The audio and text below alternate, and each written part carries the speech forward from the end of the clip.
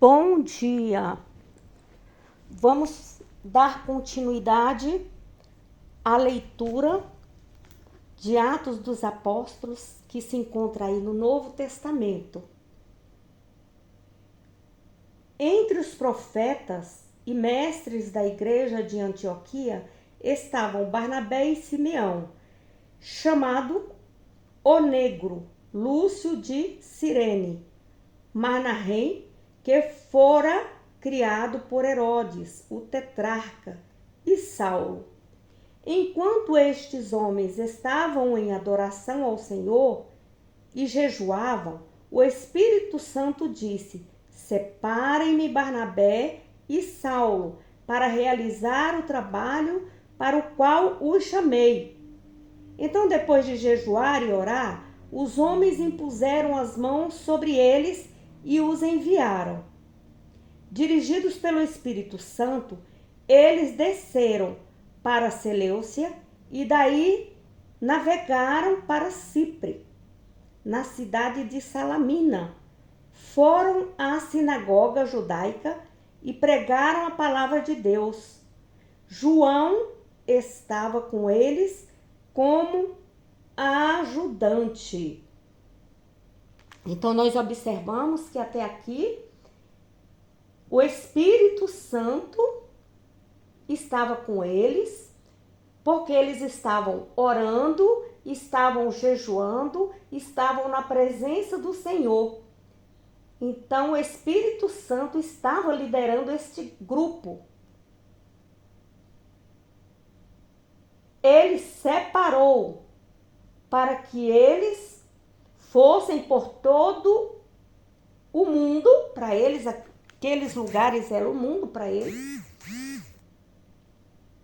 para levar a palavra do Evangelho, a palavra de Jesus Cristo. Então, foi em missões mundiais. Glória a Deus.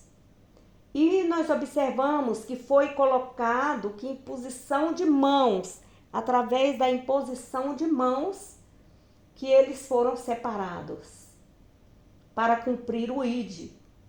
E levaram com eles um ajudante. João estava como ajudante. Depois disso, eles pregaram de lugar em lugar pela ilha toda, até que finalmente chegaram a Pafos, onde encontraram um feiticeiro judeu e falso profeta, chamado Bar-Jesus. Bar-Jesus, ele era um mágico e se passava então por profeta.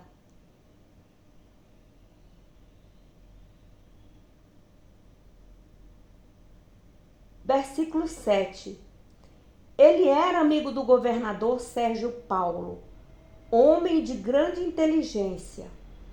O governador convidou Barnabé e Saulo porque desejava ouvir a mensagem de Deus que eles levavam.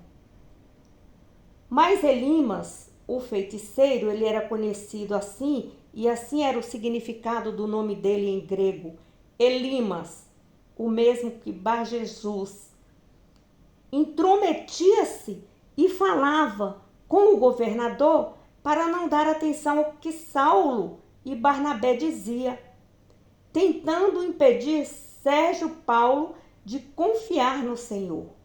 Então Saulo, também chamado de Paulo, cheio do Espírito Santo, olhou bem firme nos olhos de Elimas e disse: filho do diabo, inimigo de tudo que é justo, você está cheio do engano e de maldade. Quando você vai deixar de perturbar os caminhos retos do Senhor?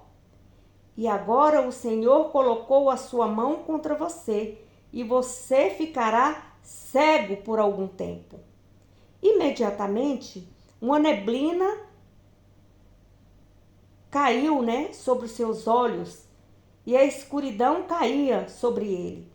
E começou a andar de um lado para o outro, tateando, pedindo alguém que pegasse em suas mãos e o guiasse e o conduzisse. Quando o governador viu o que tinha acontecido, creu e ficou profundamente impressionado com o ensinamento a respeito do Senhor. Depois disso, Paulo, o que estavam com eles, deixaram Pafos em um navio para Panfilha e aportaram da cidade de Perge. Ali, João se separou deles e voltou para Jerusalém. Mas Barnabé e Saulo prosseguiam para Antioquia, cidade da província da Pisídia. No sábado, eles foram à sinagoga, eles foram à igreja e se assentaram. Depois da leitura da lei e dos profetas, os responsáveis da sinagoga mandaram a eles este recado: irmãos, se vocês têm alguma palavra de instrução para nós, podem falar. Então Paulo se levantou, fez o sinal com a mão para que eles se calassem, né? Por certo, eles estavam todos conversando, e começou a falar. Ele disse: homens de Israel e gentios que respeitam a Deus, ouçam-me. O Deus desta nação de Israel escolheu os nossos antepassados e cuidou deles no Egito, conduzindo o povo gloriosamente para fora daquele país. Os aturou. Então, quer dizer, os aturou com seus jeitos, com a sua forma de viver, e estava então ensinando e estavam conduzindo aquele povo, cuidou deles, zelou deles.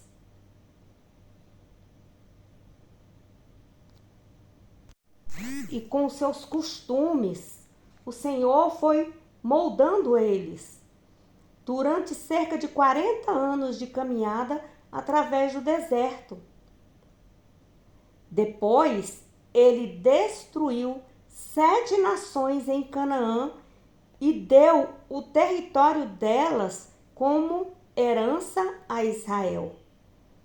Tudo isso levou cerca de 450 anos. Depois disso, ele lhes deu juízes até o tempo do profeta Samuel. Então o povo pediu um rei, e Deus deu a eles Saul, filho de Quis, homem da tribo de Benjamim, que reinou 40 anos. Mas Deus afastou Saul do trono e colocou Davi em seu lugar. Deus disse o seguinte a respeito dele: Davi, filho de Jessé, é um homem de acordo com o meu coração. Ele me obedecerá. Da descendência de Davi, Deus trouxe a Israel o Salvador Jesus, como tinha prometido. Porém, antes da vinda de Jesus, João Batista preparou o batismo do arrependimento para todo o povo de Israel.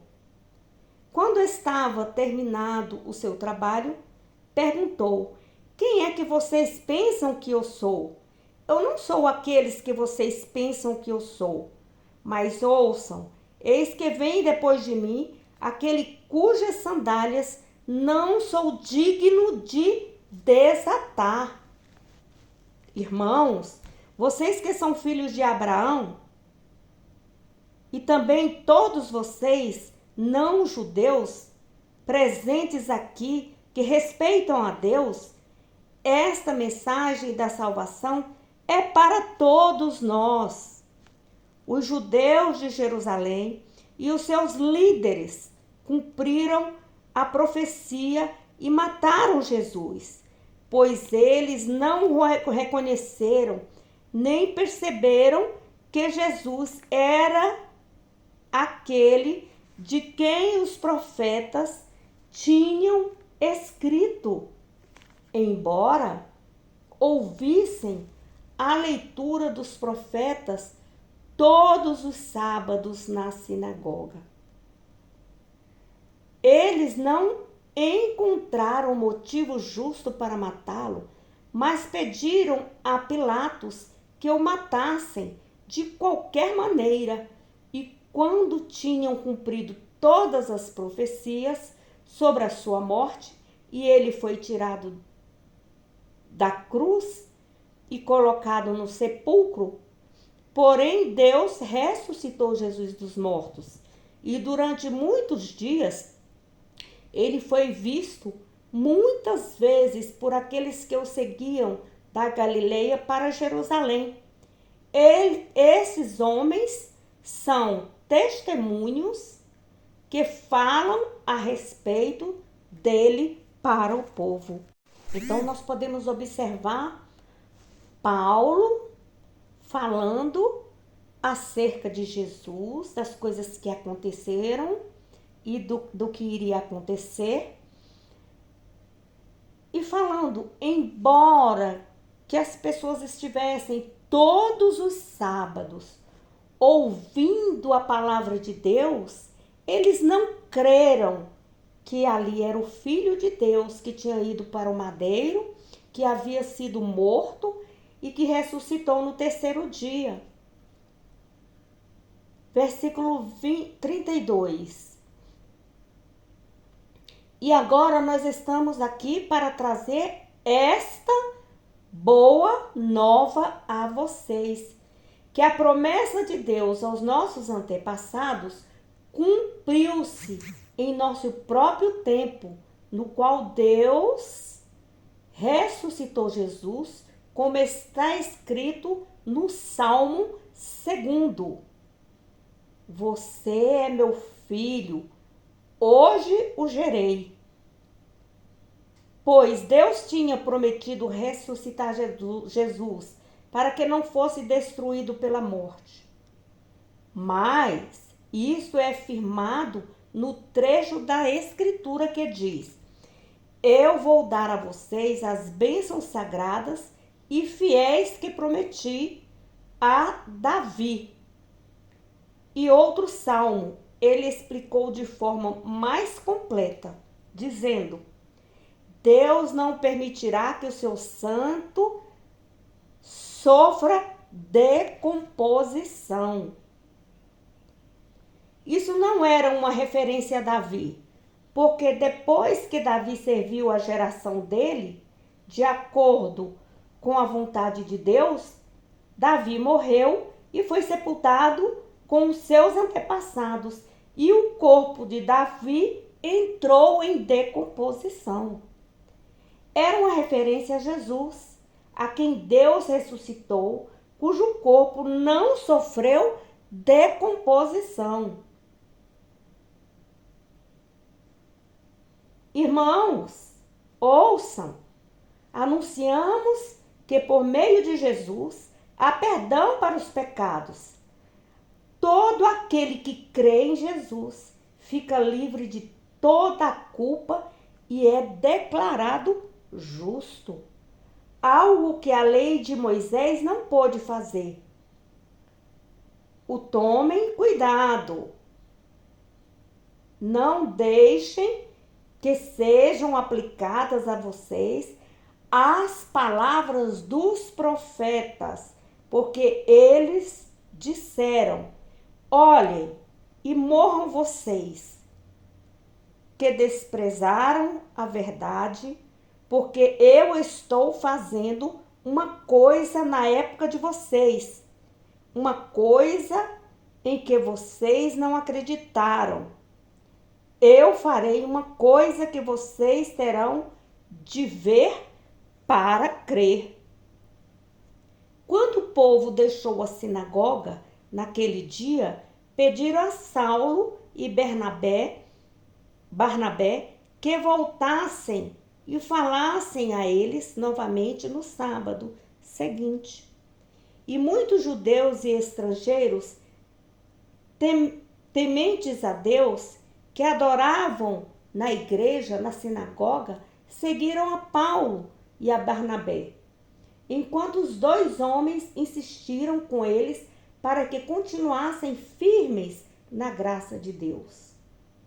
No sábado seguinte, quase toda a cidade compareceu para ouvir a palavra do Senhor. Mas quando os líderes judaicos viram as multidões, ficaram com inveja, praguejaram e falaram contra tudo o que Paulo dizia.